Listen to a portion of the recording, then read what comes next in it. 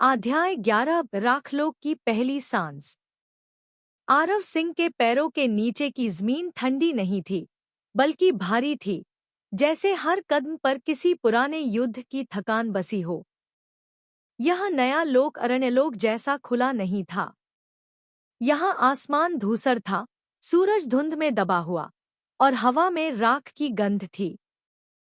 हर सांस के साथ छाती में अजीब सा बोझ उतरता था। डिस्प्ले अपने आप जाग उठा। राखलोक में प्रवेश। शारीरिक अनुकूलन सक्रिय, बाहरी यंत्र निष्क्रिय। आरव ने अपनी कलाई की ओर देखा। पृथ्वी की कोई भी इलेक्ट्रॉनिक चीज यहां काम नहीं कर रही थी। सेना के रोबोट आर्मोर भी यहां बेकार हो जाते, यह बात अब साफ थी। यहां सिर्फ शरीर, समझ और हिम्मत चलेगी। उसने चारों ओर नजर दौड़ाई। दूर दूर तक टूटी चट्टानें थीं, जिनके बीच आधे मानव, आधे जीव जैसे प्राणी घूम रहे थे। उनकी आंखों में बुद्धि थी, पर चेहरे पर दया नहीं। ये साधारण शिकारी नहीं थे, ये राख जाति के योद्धा थे। आरव ने आगे बढ़ना शुरू किया, हर कदम सोच समझकर। तभी उसे किसी की मौजूदगी का एहसास हुआ। यह आवाज नहीं थी, बल्कि अनुभूति थी, जैसे कोई उसे देख रहा हो। उसने गर्दन घुमाई, पर वहां कोई नहीं था। अचानक उसके भीतर हल्की कंपन उठी। वही पुरानी समझ, वही शक्ति का बहाव।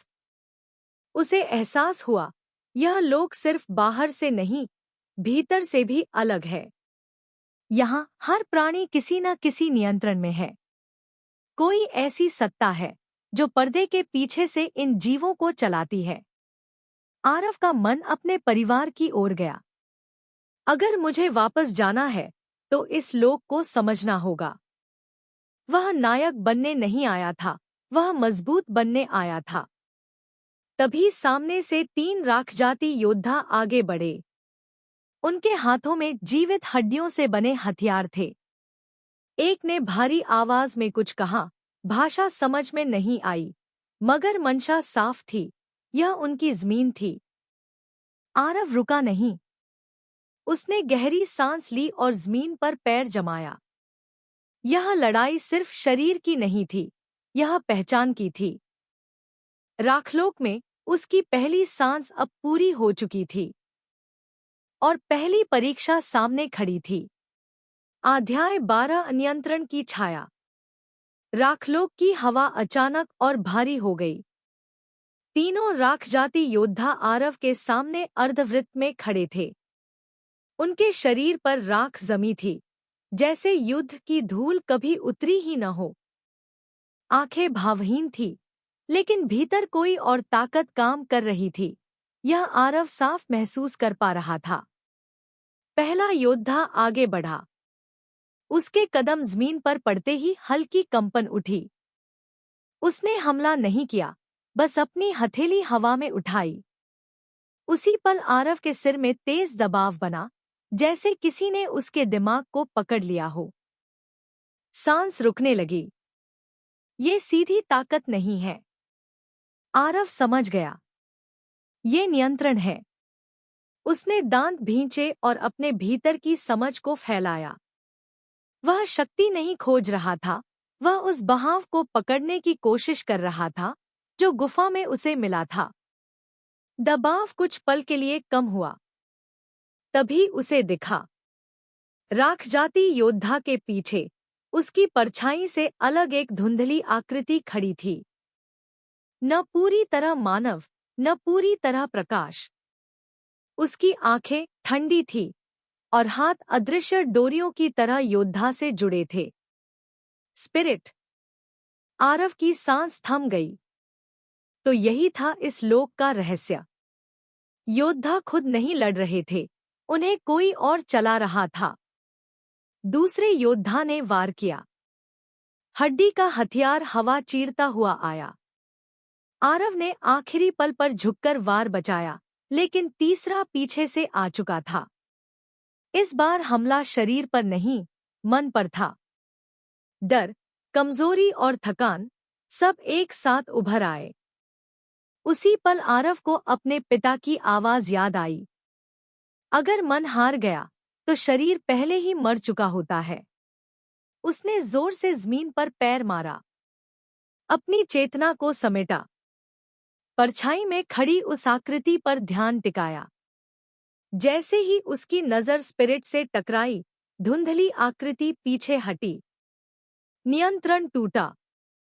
तीनों योद्धा एक पल के लिए ठिठक गए। आरव ने मौका नहीं गंवाया। उसने सामने वाले को जोरदार धक्का दिया, दूसरा लड़खड़ा कर गिरा, तीसरा पीछे हट गया, जैसे आदेश का इंतजार कर रहा हो। परछाई धीरे धीरे हवा में घुलने लगी। आरव समझ चुका था, राखलोक में असली दुश्मन शरीर नहीं, नियंत्रण करने वाली शक्ति है। उसने गहरी सांस ली। अगर आगे बढ़ना है तो इन स्पिरिट्स को समझना होगा, या फिर उन्हें हराना होगा। राखलोक ने अब अपना असली चेहरा दिखाना शुरू कर दिया था। अध्याय 13, आत्मा का सौदा। राखलोक की धुंध धीरे धीरे फैल रही थी, जैसे पूरा इलाका किसी अदृश्य सांस से ढका हो। तीनों राख जाति योद्धा पीछे हट चुके थे, मगर आरव सिंह वहीं खड़ा था। उसके कानों में अभी भी उस अदृश्य परछाई की मौजूदगी गूंज रही थी। यह सिर्फ लड़ाई नहीं थी, यह एक इशारा था। इस लोक में शरीर से ज्यादा ताकत आत्मा की थी। हवा अचानक ठंडी हो गई। आरव को लगा जैसे किसी ने उसके पीछे कदम रखा हो। उसने गर्दन घुमाई। वहां कोई शरीर नहीं था, लेकिन एक हल्की रोशनी थी, नरम, शांत और स्थिर। वह कोई आक्रामक स्पिरिट नहीं थी। उसकी आकृति स्त्री जैसी थी, चेहरे पर कठोरता नहीं, बल्कि समझ थी। उसके भीतर एक आवाज गूंजी, बिना होंठ हिले, डरो मत, आरव सिंह। मैं नियंत्रण नहीं चाहती। आरव चौंका। तो फिर क्या चाहती हो? उसने धीमे स्वर में पूछा। मुक्ति, आवाज आई। इस लोक में स्पिरिट्स को जन्म से बांध दिया जाता है। हम प्राणियों को चलाते हैं, पर खुद कैद में रहते हैं। तुम पहले इंसान हो जिसने हमें देखा भी और समझा भी। आरव का मन भारी हो गया।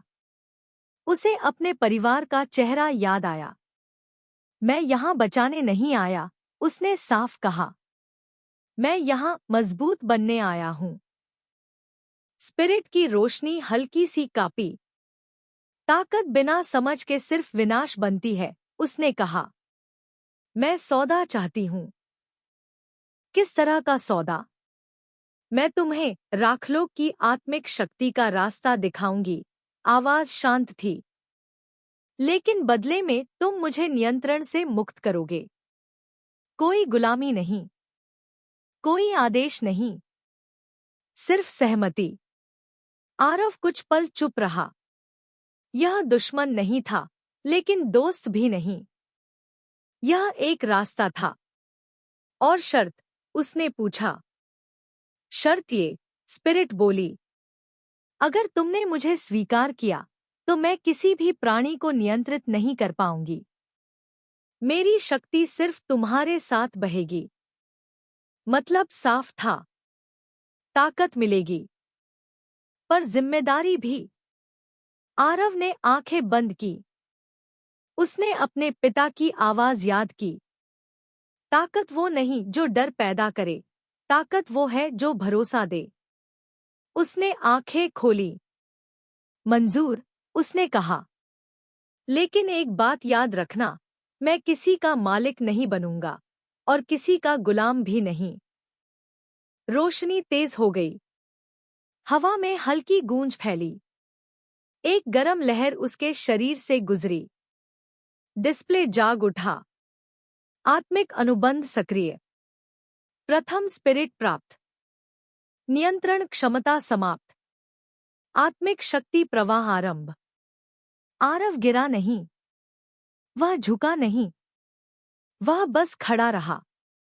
और समझ गया, राखलोक में उसकी दूसरी सीमा टूट चुकी थी। अध्याय 14 नई शक्ति का भार। आत्मिक अनुबंध के बाद राखलोक की हवा बदली हुई लग रही थी, जैसे वही धुंध अब आरव सिंह को पहचान रही हो। उसके भीतर एक स्थिर गर्माहट बह रही थी, तेज नहीं, उग्र नहीं, बल्कि गहरी और भारी। यह ताकत थी, लेकिन हथियार जैसी नहीं, यह जिम्मेदारी जैसी थी। उसने आंखें बंद की। उसी पल भीतर से वही शांत आवाज उभरी। ताकत का बहाव रोकने की कोशिश मत करो, स्पिरिट बोली। उसे समझो। आरव ने सांस को धीमा किया। जैसे ही उसने अपने मन को स्थिर किया, आसपास की दुनिया साफ होने लगी। राखलोक की धड़कन, जमीन के नीचे छिपी हलचल, दूर खड़े जीवों की बेचैनी, सब महसूस होने लगा। यह देखने से ज्यादा सुनने जैसा था, लेकिन इसी के साथ दर्द भी आया। उसकी नसों में खिंचाव हुआ, सिर भारी होने लगा। आरव घुटनों के बल बैठ गया। यह नई शक्ति उसके शरीर के लिए आसान नहीं थी। यह उसे तोड़ नहीं रही थी, पर परख जरूर रही थी। डिस्प्ले खुला। आत्मिक असंतुलन, शरीर आत्मा समन्वय अधूरा, अभ्यास आवश्यक। स्पिरिट की आवाज फिर गूंजी। अगर संतुलन नहीं बनाया तो यह शक्ति तुम्हें अंदर से जला देगी। मैं मदद कर सकती हूं, पर नियंत्रण नहीं लूंगी। आरव ने जमीन पर हाथ टिकाया। मैं रास्ता चाहता हूं, उसने कहा। सहारा नहीं। कुछ पल की चुप्पी रही। फिर हवा में हल्की तरंग फैली। आरव के सामने जमीन पर पुराने चिन्ह उभरे, घिसे हुए, टूटे हुए, जैसे किसी ने सदियों पहले इन्हें छोड़ा हो। ये पहले इंसानों के निशान हैं, स्पिरिट बोली, जो राखलोक में टिक पाए और फिर खो गए। आरव की मुट्ठी कस गई। मतलब साफ था, यह राह आसान नहीं और अंत तय नहीं। तभी दूर से गर्जना सुनाई दी। इस बार एक नहीं, कई राख जाति के योद्धा इकट्ठा हो रहे थे, और उनके पीछे और भी गहरी परछाइयां हिल रही थी। आरव खड़ा हुआ। शरीर में दर्द था, पर कदम डगमगाए नहीं। तो यही भार है, उसने खुद से कहा। नई शक्ति का। राखलोक में अब वह सिर्फ लड़ने नहीं आया था। अब उसे संतुलन सीखना था। और यह सीख खून के बिना मिलने वाली नहीं थी। अध्याय 15 पहले साधक के निशान। राखलोक की धरती पर उभरे वे पुराने चिन्ह किसी साधारण लड़ाई के निशान नहीं थे। आरव सिंह धीरे धीरे उनके पास पहुंचा।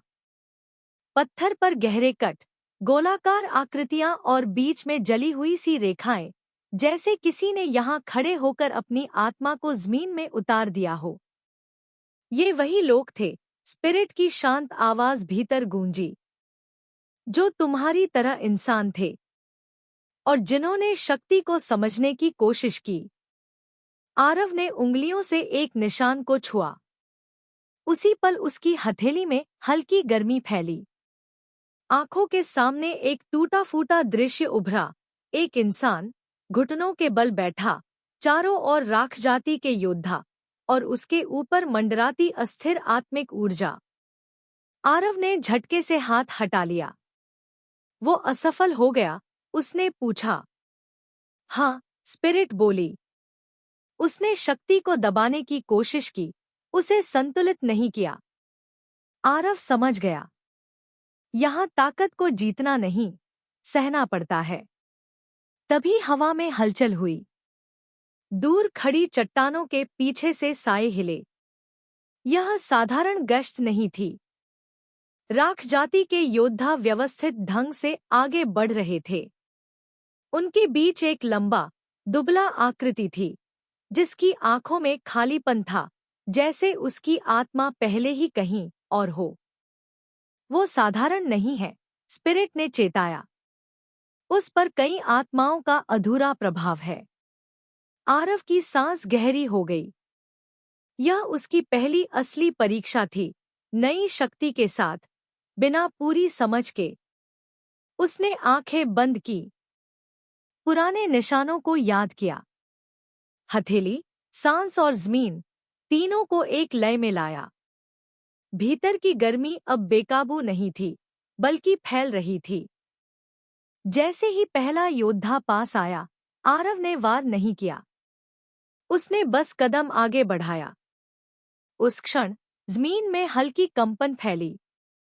योद्धा का संतुलन टूटा, वह लड़खड़ाया। आरव ने समझ लिया, यह रास्ता तलवार का नहीं, यह साधना का है। पर वह यह भी जानता था, राखलोक में साधना भी खून मांगती है, और यह सिर्फ शुरुआत थी। अध्याय 17। राख जाति का मुखिया। अधूरी आत्माओं का घेरा छंटते ही राखलोक की खामोशी और गहरी हो गई, जैसे इस जगह ने आरव सिंह की परीक्षा को नोट कर लिया हो। हवा में अब डर नहीं, इंतजार था। आरव ने कदम आगे बढ़ाए। हर कदम के साथ जमीन के नीचे से हल्की धड़कन महसूस हो रही थी। यह कोई प्राकृतिक हलचल नहीं थी। फिर वह सामने आया, राख जाति का मुखिया। उसकी कदकाठी आम योद्धाओं से कहीं बड़ी थी। शरीर पर जमी राख जैसे कवच बन चुकी थी, और आंखों में अजीब सी स्थिरता थी, न गुस्सा न दया। उसके हाथ में हड्डियों से बना दंड था, जिस पर पुराने चिन्ह खुदे थे। यह हथियार नहीं, अधिकार का प्रतीक था। इंसान, उसकी आवाज भारी थी। तू बहुत भीतर आ चुका है। आरव रुका नहीं। मैं रास्ता खोज रहा हूं, उसने कहा। लड़ाई मेरा पहला विकल्प नहीं है। मुखिया की आंखें सिकुड़ी। यह लोक रास्तों से नहीं चलता, उसने कहा। यह सहन शक्ति से चलता है। उसने दंड जमीन पर टिकाया। उसी पल चारों ओर की राख उठी और हवा में घूमने लगी। दबाव अचानक बढ़ गया। आरव की सांसें भारी हो गईं। यह हमला शरीर पर नहीं था, यह उसकी स्थिरता को परख रहा था। स्पिरिट की आवाज फुसफुसाई, झुको मत, लेकिन टकराओ भी मत। आरव ने आंखें बंद की। उसने अपनी सांस को जमीन की धड़कन से मिलाया। दबाव अब भी था, मगर वह टूट नहीं रहा था। कुछ पल बाद राख वापस जमीन पर गिर गई। मुखिया ने पहली बार सिर हिलाया। तू भागने नहीं आया, उसने कहा। अच्छा। उसने दंड उठाया और पीछे हट गया। पर याद रख, उसकी आवाज गूंजी। जो यहाँ टिकता है, उसे चुनना पड़ता है। या तो शक्ति, या संतुलन। मुखिया धुंध में विलीन हो गया। उसके जाते ही दबाव खत्म हो गया, मगर सवाल छोड़ गया। आरव ने गहरी सांस ली। वह जान गया, राखलोक उसे सिर्फ मारने नहीं आया, वह उसे परिभाषित करना चाहता है। और अगली बार यह लोक जवाब नहीं, फैसला मांगेगा। अध्याय 17। राख जाति का मुखिया। अधूरी आत्माओं का घेरा छंटते ही राखलोक की खामोशी और गहरी हो गई, जैसे इस जगह ने आरव सिंह की परीक्षा को नोट कर लिया हो। हवा में अब डर नहीं, इंतजार था। आरव ने कदम आगे बढ़ाए। हर कदम के साथ जमीन के नीचे से हल्की धड़कन महसूस हो रही थी। यह कोई प्राकृतिक हलचल नहीं थी। फिर वह सामने आया, राख जाति का मुखिया। उसकी कदकाठी आम योद्धाओं से कहीं बड़ी थी। शरीर पर जमी राख जैसे कवच बन चुकी थी, और आंखों में अजीब सी स्थिरता थी, न गुस्सा न दया।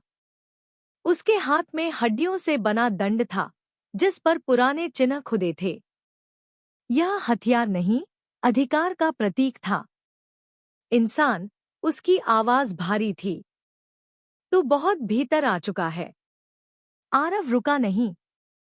मैं रास्ता खोज रहा हूं, उसने कहा। लड़ाई मेरा पहला विकल्प नहीं है। मुखिया की आंखें सिकुड़ी। यह लोक रास्तों से नहीं चलता, उसने कहा। यह सहन शक्ति से चलता है। उसने दंड जमीन पर टिकाया। उसी पल चारों ओर की राख उठी और हवा में घूमने लगी। दबाव अचानक बढ़ गया। आरव की सांसें भारी हो गईं। यह हमला शरीर पर नहीं था, यह उसकी स्थिरता को परख रहा था। स्पिरिट की आवाज फुसफुसाई। झुको मत, लेकिन टकराओ भी मत। आरव ने आंखें बंद की। उसने अपनी सांस को जमीन की धड़कन से मिलाया। दबाव अब भी था, मगर वह टूट नहीं रहा था। कुछ पल बाद राख वापस जमीन पर गिर गई। मुखिया ने पहली बार सिर हिलाया। तू भागने नहीं आया, उसने कहा। अच्छा। उसने दंड उठाया और पीछे हट गया। पर याद रख, उसकी आवाज गूंजी। जो यहां टिकता है, उसे चुनना पड़ता है। या तो शक्ति, या संतुलन। मुखिया धुंध में विलीन हो गया। उसके जाते ही दबाव खत्म हो गया, मगर सवाल छोड़ गया। आरव ने गहरी सांस ली। वह जान गया, राखलोक उसे सिर्फ मारने नहीं आया। वह उसे परिभाषित करना चाहता है। और अगली बार यह लोक जवाब नहीं, फैसला मांगेगा। अध्याय 18 चयन का क्षण। राखलोक की धुंध अब पहले जैसी नहीं रही। उसमें दबाव नहीं था, बल्कि एक अजीब सी स्वीकृति थी, जैसे यह दुनिया आरव सिंह के जवाब का इंतजार कर रही हो। मुखिया के शब्द उसके दिमाग में गूंज रहे थे, शक्ति या संतुलन। यह कोई साधारण चुनाव नहीं था, यह उसके आगे के हर कदम को तय करने वाला था। आरव आगे बढ़ा तो जमीन अपने आप रास्ता देने लगी। सामने एक गोलाकार चबूतरा उभरा, जिसके बीचों बीच राख से बना प्रतीक चमक रहा था। उसके चारों ओर दो अलग अलग आभाएं थीं। एक तरफ भारी, तीखी ऊर्जा, कच्ची ताकत, जो सब कुछ कुचल सकती थी। दूसरी तरफ शांत लेकिन गहरी तरंग, ऐसी शक्ति जो बांधती नहीं, संभालती थी। स्पिरिट की आवाज इस बार साफ थी। यह सिस्टम का हिस्सा नहीं है, आरव। यह इस लोक का निर्णय है। आरव ने मुट्ठियां भींच ली। उसे अपना गांव याद आया, माँ का चेहरा, पिता की थकी हुई आंखें। वह जानता था, अंधी ताकत उसे तेज बना सकती है, मगर उसके अपनों को नहीं बचा पाएगी। और सिर्फ संतुलन उसे कमजोर नहीं, बल्कि स्थिर बनाएगा। उसने कदम आगे बढ़ाया और शांत तरंग की ओर हाथ बढ़ाया। जैसे ही उसकी उंगलियां उस ऊर्जा से टकराईं, जमीन कांप उठी। राख हवा में उठी, पर इस बार हमला नहीं था। वह उसके शरीर में समा रही थी, हड्डियों में, सांसों में, सोच में। दर्द था, मगर बिखराव नहीं। आरव घुटनों पर आया, पर गिरा नहीं। उसकी पीठ पर एक नया चिन्ह उभरा, राख और प्रकाश का मिलाजुला निशान। स्पिरिट ने धीमे से कहा, तूने आसान रास्ता नहीं चुना। आरव हांफते हुए खड़ा हुआ। उसकी नजर बदल चुकी थी। दुनिया वही थी, मगर उसे देखने का तरीका अलग हो गया था। उसे महसूस हुआ, अब वह सिर्फ इस लोक में जिंदा नहीं रहेगा, वह इसे समझेगा। दूर कहीं राखलोक ने गहरी सांस ली। और उसी पल एक नई परीक्षा ने जन्म लिया। अध्याय 19 संतुलन की कीमत। राखलोक ने सांस ली थी, पर उस सांस में शांति नहीं थी। वह चेतावनी थी। आरव सिंह ने जैसे ही संतुलन की शक्ति को अपनाया, उसे एहसास हो गया कि यह ताकत हथियार नहीं, जिम्मेदारी है। उसके शरीर में बहती ऊर्जा अब तेज नहीं थी, पर गहरी थी, समंदर जैसी, जो बाहर से शांत और अंदर से असीम। चिन्ह उसकी पीठ पर जलन पैदा कर रहा था। हर धड़कन के साथ वह याद दिला रहा था कि संतुलन मुफ्त में नहीं मिलता। आरव ने घुटनों पर बैठकर आंखें बंद की। उसे लगा जैसे राखलोक उसकी परीक्षा ले रहा हो। क्या वह इस शक्ति को संभाल सकता है या इसमें डूब जाएगा? अचानक जमीन फटने लगी। चारों ओर से राखजीव निकल आए, ना पूरी तरह जीव, ना आत्मा। उनकी आंखों में भूख थी, पर निशाना सिर्फ आरव नहीं था। वे इस लोक की हर अस्थिर चीज पर टूट पड़ते थे। आरव खड़ा हुआ। पुराने तरीके से हमला करने का मन हुआ, पूरी ताकत झोंक देने का। पर जैसे ही उसने वैसा सोचा, चिन्ह में तेज जलन उठी। उसे समझ आ गया, यह शक्ति उसे रोक रही है, सिखा रही है। उसने सांस को काबू में किया, मन शांत किया। जैसे ही उसने संतुलन को स्वीकार किया, ऊर्जा उसके हाथों में इकट्ठा नहीं हुई, बल्कि चारों ओर फैल गई। राखजीव रुके, कुछ पीछे हटे, कुछ जमीन में समा गए। पर तभी एक विशाल आकृति उभरी, बाकियों से कहीं ज्यादा स्थिर, ज्यादा खतरनाक। यह इस परीक्षा का असली रूप था। उसके अंदर एक कोर धड़क रहा था, मगर उसे तोड़ना आसान नहीं था। स्पिरिट की आवाज गूंजी, संतुलन बचाव भी है और बलिदान भी। आरव ने दांत भींचे। उसने सीधे हमला नहीं किया। उसने अपनी ऊर्जा जमीन में उतारी, राखलोक से जुड़कर। उसकी सांसें भारी थी, शरीर कांप रहा था, पर वह डटा रहा। आखिरकार वह आकृति टूटी। कोर सामने था, पर आरव ने उसे छुआ नहीं। वह जानता था, हर शक्ति लेने लायक नहीं होती।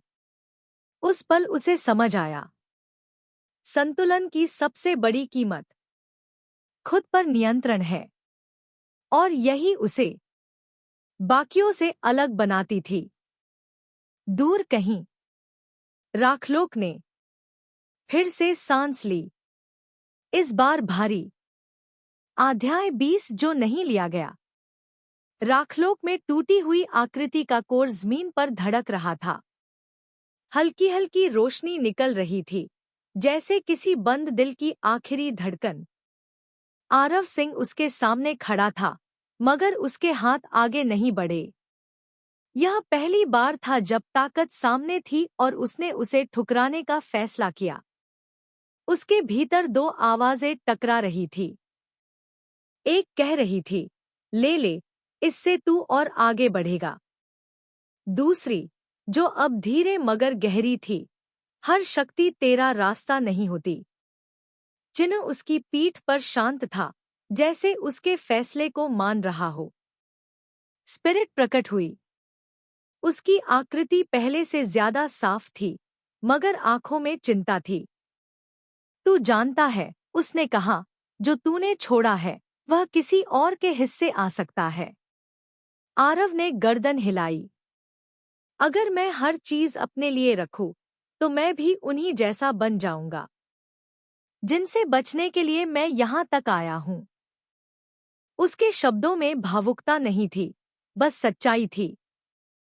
परिवार की याद फिर उभरी, माँ की हिदायत, बेटा, ताकत से पहले इंसान रहना। वही बात आज उसकी रीढ़ बनी हुई थी। जैसे ही आरव ने पीछे कदम रखा, कोर राख में बदलने लगा। उसकी ऊर्जा लोक में फैल गई। जमीन स्थिर हुई, हवा हल्की हो गई। यह जीत किसी दुश्मन पर नहीं थी, यह जीत खुद पर थी। पर उसी पल उसके डिस्प्ले पर संकेत चमका। नया खतरा सक्रिय। मानव दल उच्च स्तर। आरव ने सिर उठाया। दूर क्षितिज पर परछाइयां दिख रही थी। मानव, लेकिन उनके कदमों में वह लालच था जो उसने पहले देखा था। उनके पास कवच था, भारी ढांचा, पर यह साधारण नहीं था। यह सेना की तकनीक थी, रोबोटिक आर्मर, जो इस लोक में भी जबरदस्ती काम कर रहा था। स्पिरिट ने धीमे से कहा, अब तेरी परीक्षा अकेले की नहीं रही। आरव ने मुट्ठी कसी। उसने हथियार नहीं निकाला। उसने अपनी सांस को संभाला। वह जानता था, अब लड़ाई सिर्फ शक्ति की नहीं, नीतियों और सिद्धांतों की होने वाली थी। और राखलोक इस टकराव का मौन गवाह बनने को तैयार था।